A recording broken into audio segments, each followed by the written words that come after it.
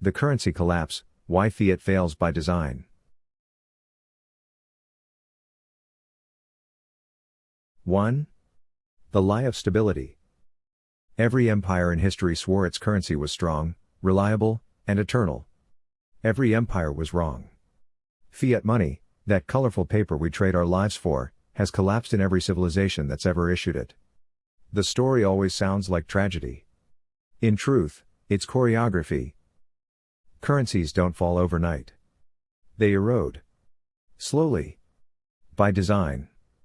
The architects behind them, governments, central banks, and their less visible partners, drain value quietly over decades. By the time the public notices, it's too late. And conveniently, a shiny new system is already waiting. So what does that actually mean? It means collapse isn't a bug in the system.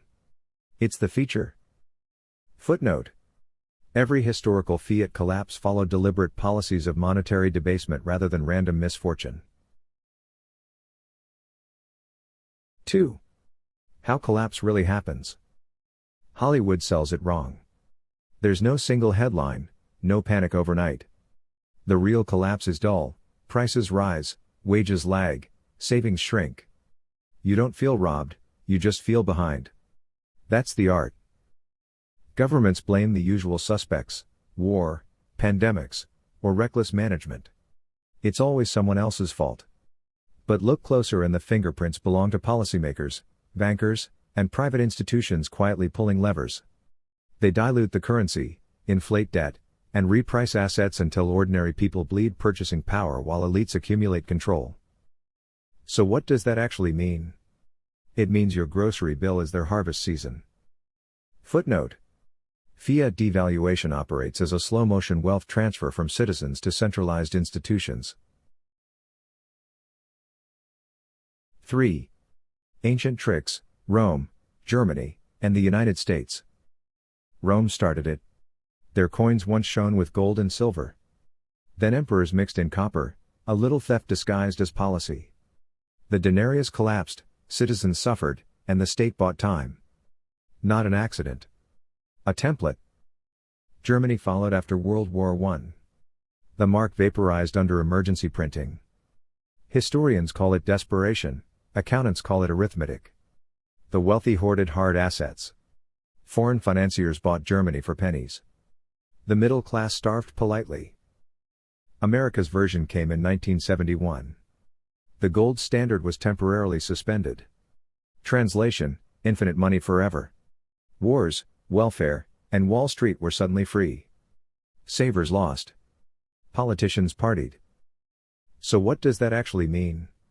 It means empires never fall, they just refinance. Footnote. Currency debasement in Rome, Weimar, and post-1971 America demonstrates a recurring state strategy of inflationary finance. 4. The pattern goes global. The script never changes, just the actors. Asia 1997, Thailand, Indonesia, South Korea, same movie, new subtitles. Western financiers shorted currencies, sparked panic, then swooped in to buy assets cheap. International lenders rescued them by selling them their own sovereignty. Fast forward. The dollar, euro, yen, all quietly bleeding. The process now managed by algorithms, not emperors. Technology makes the robbery elegant. Money printing, debt creation, credit expansion, fancy names for the same old theft. The paycheck buys less. The illusion continues. So what does that actually mean? The middle class is the liquidity pool. Everyone else is swimming in it. Footnote. Modern financial crises replicate historical currency cycles under the control of global financial institutions. 5. The motive: why collapse serves power. Who benefits from burning the house? The landlord. Governments buried in debt adore inflation. It quietly deletes their IOUs. Central banks coordinate the bonfire, and the public pays in purchasing power. Debasement is the state's favorite diet plan, it shrinks debt without missing a payment. So what does that actually mean? The system feeds on trust until it's time to reset the menu. Footnote. Currency depreciation allows indebted states to reduce real debt burdens through inflationary policy. 6. The reset blueprint.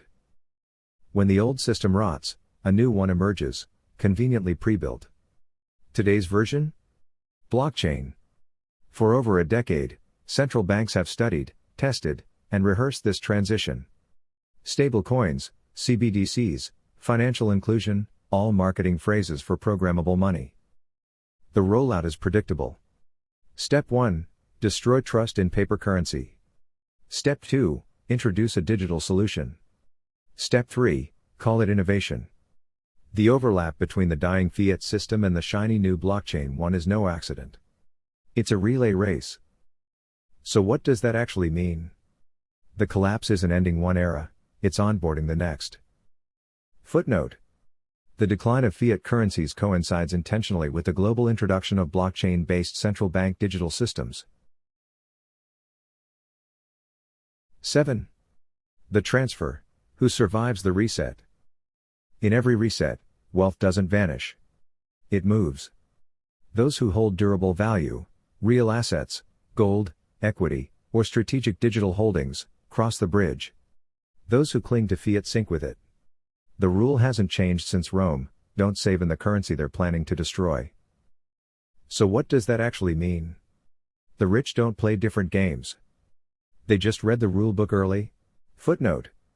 Wealth preservation during monetary resets depends on repositioning assets into stores of value aligned with the new financial structure.